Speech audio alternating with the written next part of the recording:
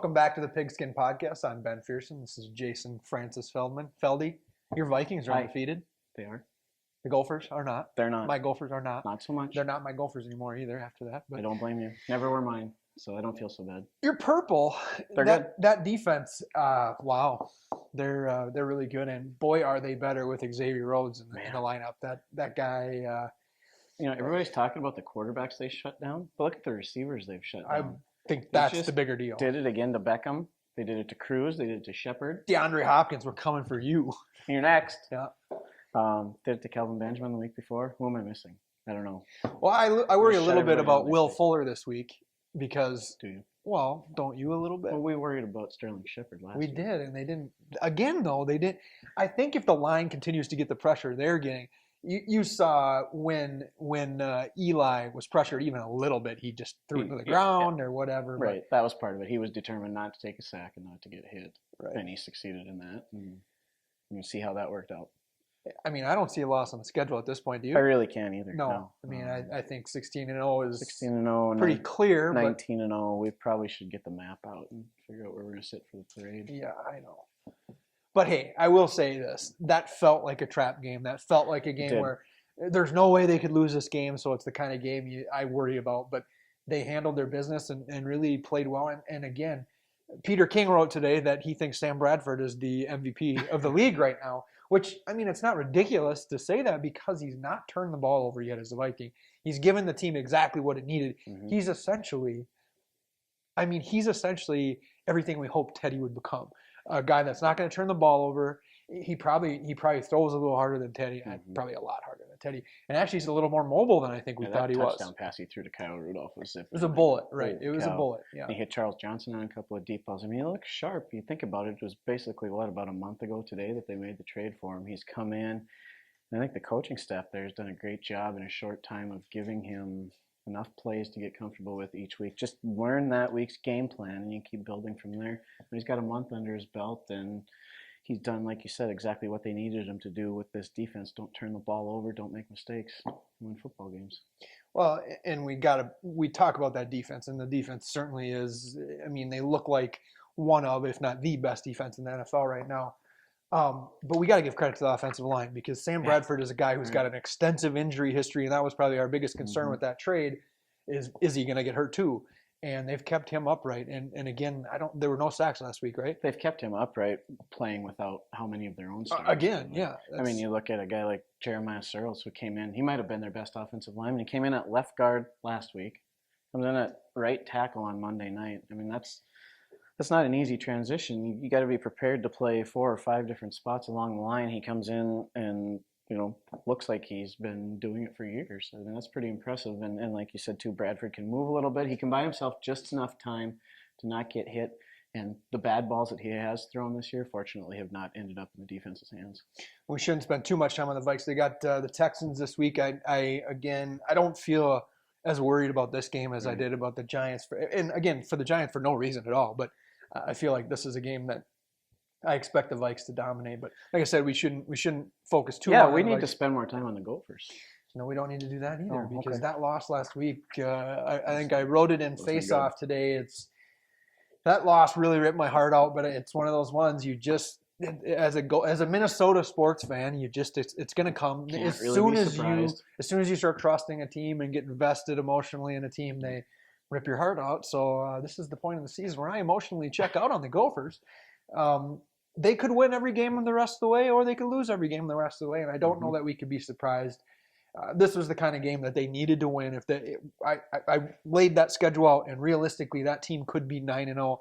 Now all bets are off. They could be think of the momentum they could have carried into a Floyd huge, week. a huge game Floyd week. at home had they just held on to that lead at Penn Against State another last week, team that's against struggling. a bad team. Against a bad Iowa team right now. So where does the blame fall for you? So you pay more attention to it than I do. Is it the injuries? Is it the coaching staff? Is it just the players not executing? What's going on?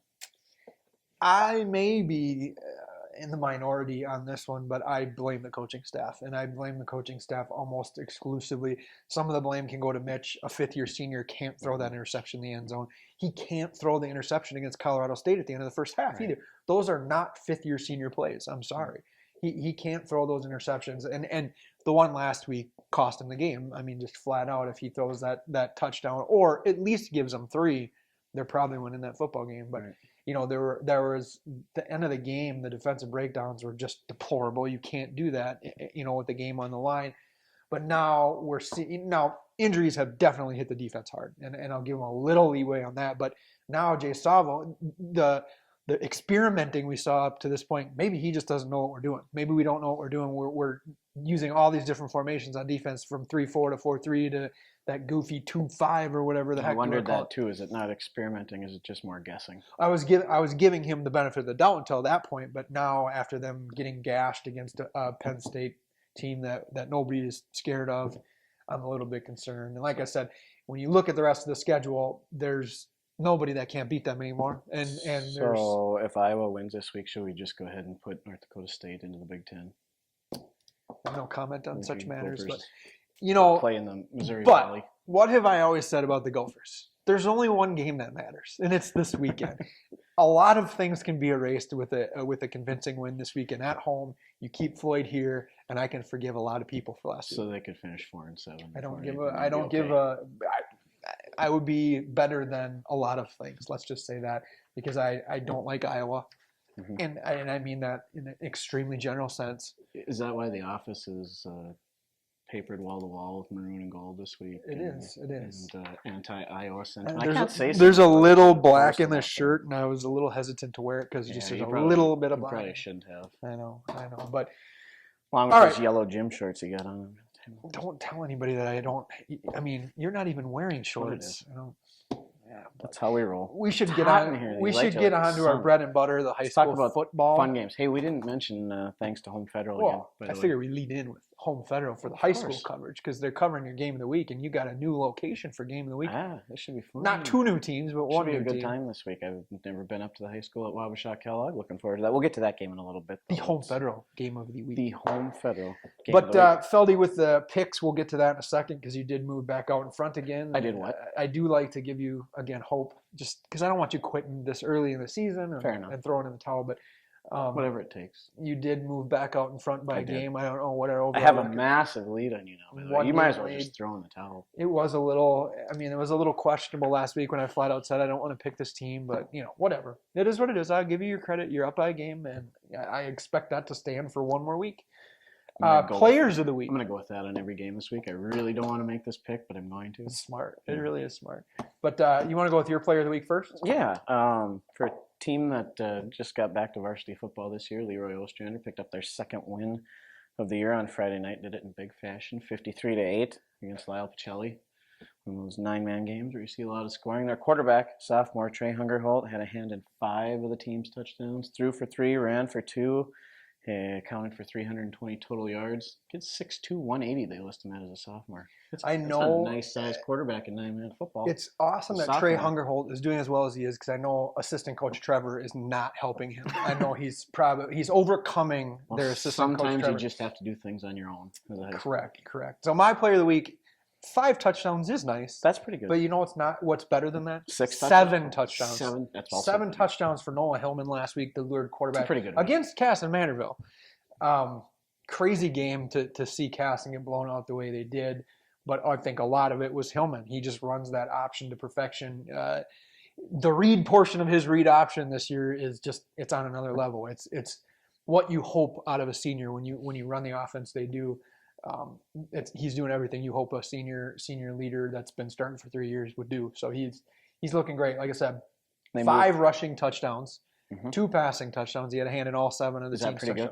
It's decent. It's decent. But so Noah Hillman is my player of the week. They moved up to number 3 in the state rankings this week, by the way. As they should. I think at this point, last week definitely gives them a lot of confidence, because I know they were very worried about that game, because I mean, realistically, on paper, Casson is better across the board. That whole sub-district seems just like with Stewartville and Byron and Casson Manorville. That's a wild competitive league. Not to mention Plainview, Jamilville, who I know is a little bit down, but man, that's But they keep winning too. They do. There are some really good teams in that sub-district. Definitely. So But got a few of them coming up here too. yeah, on to our picks this week. Like I said, Mr. Feldman, just huge congratulations to Thanks. you for moving ahead of me in the picks. I But, do have a pretty big lead if you want to just call or quits. We can just do this for fun, kind of like a swimming duel at the end when somebody has such a big lead that they just run exhibitions. We'll look back at week 5 and realize that's the last time you led.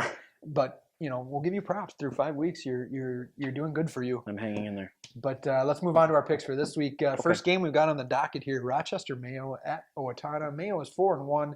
Owatonna 3-2. Seems like Owatonna's figured it out a little bit, but I'm going to let you make the pick first here with your old Mayo club. I think so. Mayo, we talked about it last week when they played Mankato West. We need to see what this defense can do. And really, they did pretty well, actually, for most of the game. But it seems like when Rochester teams go over to Owatonna, there's just something over there that, I don't know, it's like when they enter Owatonna, they go through some sort of invisible wall or something, and Owatonna just beats everybody. I don't know if that makes sense. So that means you're taking Owatonna? Taking Owatonna, 30-21. Fair. Prove me wrong, Mayo, please. I'll take Owatonna a little bit lower scoring than you've got it. I'm going to go Owatonna 20, Mayo 7. I think it'll be a decent football game. I think Mayo has a very good coaching staff. Owatonna has a very good coaching staff, and Mayo is seeing some different kids step up every week, which is good to see. It helps you be more diverse offensively. That I just don't think there's quite enough for them to. If they can get their passing game clicking back to where it's been at other points with Trey Grimser, I think they could really make some noise. Right, they'll have to, and the playoffs. They'll have to if they're going to win this game. That's for sure. But next game, New Prague at Century. That's my game first. I think Century wins this one. I think they actually win it pretty handily. It's time for that offense to really click. I think they're getting there. You can tell they're getting there, and they're getting there in the second half of games, and sometimes it's too late. But I think this is a point where Century can really get on track, and I'm going to go with Century winning this one 33-19. I agree with you. I had Century winning 26-14, and I think we saw that crazy loss that they had against JM with the bizarre play down at the wire there. There's got to be some momentum that you can take out of that, right? I mean, some positives to. I know it's an upsetting thing for the fans, for the players to not win that game, but to play a crosstown rival to that kind of a game, to have a shot in not only the final minutes, but the final seconds to either win or at least send that thing to overtime. And I have no inside information on this, but just knowing what I've known of John Vick for long enough, I think they would have gone for 2 in the win there. But that's just a guess. Possibly. Anyways, I think you're right. The offense gets going. They've played well defensively all season. Century wins this one, 26-14. All right. Next one is your home federal game of the week. Lewiston Altura 3-2 at Wabasha Kellogg, also 3-2. I'm really concerned about where do I eat beforehand in Wabasha, first of all, before I make my There's pick. a quick trip there in Kellogg you could go to. I like a quick trip. Or you could eat at Lark Toys. I've been to Lark Toys. I've been there a lot with Jack. So No, I haven't been to Lark Toys, actually. Really? No, I just feel like I have because you take Jack there. So yeah, you could eat there. There's decent food there, actually. You can ride the carousel and eat and possibly play a little mini golf. I'm back on the Cardinals bandwagon. Lewiston Altura, they have lost a couple of games in a row against really good teams. It's a young team. Lessons learned. They were in position to go ahead to potentially beat a really good Fillmore Central team. Ended up losing by less than a touchdown. Had a couple of turnovers, one late in the game that was fairly costly. I think they get back on track this week and win 31-20. Wabasha Kellogg, by the way, they're 3-2. They've played pretty darn well against some of the better teams in that sub-district. So I think this got good wins too. Yes, They've got this some could good be wins. A closer game than even I think it's going to be. So. I do think it's going to be a close game. I think it's going to be a low-scoring game and a close game. And I am going to go with Lewiston, but I think this is a barn burner and that's going to come down to the wire. I'm going to go with Lewiston 28, Wabasha 26. By the way, we'll get to the other game here in a minute, but send just a shout out to all the fans of those two teams and also Triton and St. Charles for the vote that they put on. Most votes we've had by far. I mean, I think it was double the most I think previously. We're well over 1,100 total. It's good when it's close like that because then you get a little competition going and you get the students involved. That was the whole goal of this thing, was to get more students involved with our coverage and let you guys decide our coverage, basically. So next one is an interesting one.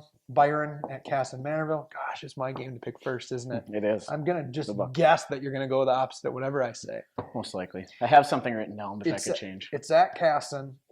Man, the comments after last week was not good, and now I hear that Brendan Knoll is going to be out. Oof, that's a blow. A huge Both loss. sides of the ball. He's a really good football player. He was the fastest kid on the field on Friday night and possibly the best football player on the field. And he's got it sounds like a high ankle sprain that might keep him out for a significant amount of time. Man, I want to go with the Comets because realistically for that program and everybody involved, it's a must win, and they've got to come out motivated and deal with adversity probably a little bit better than they have here recently. But I think the loss of Noel is going to be too much to overcome, and I'm going to go with the Bears. And it's going to rip Caston's heart out, but I feel like it's going to be a last-second thing again. I really do. I think it's Byron 27, Caston 21. Yeah, this is one that I went back and forth on, and I was hoping you would have the first pick so I could go the other way. You're right with this Byron team. They've played good football all year. Like we've talked about this subject. Might be two of our most up and down teams. For sure. You're not necessarily sure what you're going to get from either one on a given Friday night. And I'm going to go with Caston at home. I just figured you might. For some reason, I can't get the first half they played against Stewartville at home when they're fired up in front of a good crowd. I just feel like maybe they're probably going to figure some things out here at this point because of the schedule they've played. Byron's a good team, but I'm going to go with the Comets at home. 27-23. Stewartville at Plainview, Elgin Millville. Still Stewartville 4-1. Their only loss being to Byron, and Plainview 3-2. They're at home. I don't know. What do you think, Feldy? This is your game to pick first. I just like Stewartville's passing attack, the way that AJ Quant and Nick Thiel connect, and they're starting to get their running game established, and their defense has played pretty well all year, especially the front seven. I'm going to take the Tigers 33-21 on the road. I'm going with the Tigers too. I think Stewartville has some things to figure out defensively. They're getting there offensively and getting a little more balance in that offense. And if they can get that running game going, they're going to be very dangerous come postseason time. But I got to go with Stewartville 39-24. High scoring, as many of their games are. I think so. 39-24. I'm going. Next one, Triton at St. Charles. This might be the better game of the week. Could be for you, but. Huge shout out to Ben Barner and a huge thumbs down to Connor Henderson. You know, Ben was the whole reason they had any votes, really. It definitely wasn't anything that Connor did, that's for sure. That said, St. Charles coming off another win. St. Charles is, I think, 3 in a row, right? Yep. And Triton, I still think, is getting closer. And I'm going to go with Triton even on the road. I think, again, this might be the best game of the week, but I'm going to go Triton 29, St. Charles 22. I agree with you. I had this as the closest game on my list here, and you know I've been on the Fighting Saints bandwagon all season. Come on. Taking the Saints at home, 26-24. That's not agreeing with me then. That's the opposite of agreeing with me. I'm agreeing with you that it's going to be a great game. Gotcha. 26-24, St. Charles. They win at home. I'm going to pull out to a I wanted couple to go game to St. wager. Charles so I could go to the Quick Trip and park in the buggy You park. just kind of do tours of the quick trips around the area. All right, last game, Spring Grove. Able Canton have a pretty darn good year, 4-1. Spring Grove 5-0. They're still kind of a machine, but I think this is going to be a good game, Feldy. Me too. Is it me or you? I think it's you. Me? Spring Grove 48-34. I agree. I think it could be closer than maybe some people expect, but this Spring Grove team is, while as much as they're looking forward to that matchup with Grand Meadow in the last game of the regular season, I don't think they're going to look past anybody, especially Maple Canton team that's playing very well right now. Spring Grove by 2 touchdowns. My first instinct is to pick against whatever you say about a 9-man game. That's my first instinct. You probably should. My apologies to Spring Grove. But I've got Spring Grove written down here, and I'm not going to deviate from that. I do think it'll be I think that's going to be a good game. I really think that one should have had some more votes in the game of the week. But I am going to go with Spring Grove 28-21. And that'll be the score after the first quarter in a 9-man game. Why do you just assume that? I don't know. But usually is. Anyway, let's wrap it up. We're getting done? long again here. Thank you to Home Federal for sponsoring the show as usual and the game of the week. Hopefully I'm up by a game now after this, after I get these two right and you get this wrong. But thanks for watching, and we will be back next week. Get out to a game on Friday night.